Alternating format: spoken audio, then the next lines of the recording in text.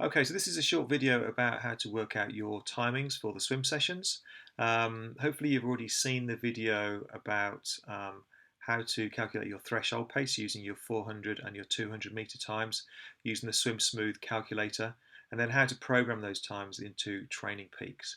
I've also just posted the timing sheet onto the Do3 Commit Facebook group, okay? And this is the timing sheet you can see in front of you here.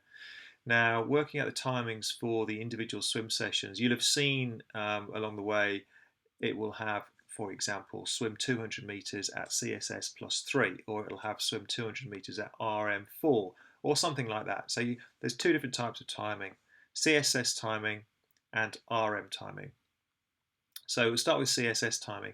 CSS means you swim on the beep. So on your finished tempo trainer, the little yellow timer, you swim on the beep, and every time you hit the end of the wall, you should be kind of hitting the wall as the beeper beeps. Okay, so that will make sure that you're holding the exact pace that you should be for that particular interval.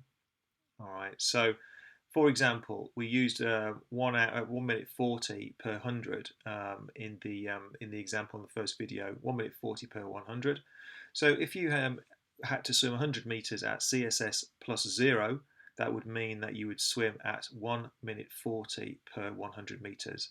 And as you can see on the sheet here, you've got 25 meters. If you're in a 25 meter pool, that would be, you'd set the beeper to 25. If you're in a 33 meter pool, it was 33.3. And so on through the different distances there. So you set the beeper to mode 1, put 25 in there, and you set off, and you know you're going to be swimming exactly 140 per 100 meters, which would be CSS 0 for anyone on 140 per 100 threshold pace. However, if the session says you want to be swimming 100 meters at CSS plus 5, then we go down to here and we look at 145 per 100, so 5 seconds on top, CSS plus 5, which would make your 25 meters 26.25, and then your 33, if you're in a 33 pool. I always round these up, so that would be 35, okay? And that's as simple as that. So CSS plus 6 would be 146, CSS plus 7 would be 147, and so on. Okay, so the best thing to do is to calculate these out in advance before you go to the pool, so you know exactly what your beeper settings need to be. Now the red mist timings are slightly different. So using today as an example, we had different intervals to be swum. The first block of intervals would be to swim at RM5, and the second block should have been swum at RM4. So RM5 is quite straightforward. RM5, the way you calculate that out is you double it. So RM5 is equal to CSS plus 10. Okay, so again, if you're on a 140 threshold pace, CSS plus 10 would be 150. So 150.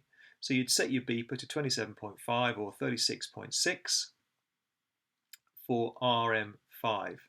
Now, the only difference here is RM, it actually stands for red mist. And it's the type of training session where you have to swim ahead of the beep. Okay, it gives you a bit more flexibility within the interval, so you're not rigidly holding pace. You have a little bit of flexibility to kind of to go a little bit faster if you wish. So effectively, what you do is you swim ahead of the beep a little bit per length, and then by the end of the say you do an interval of 400 meters, you may well be 20 seconds ahead of the beep by the end of the interval. That is your rest.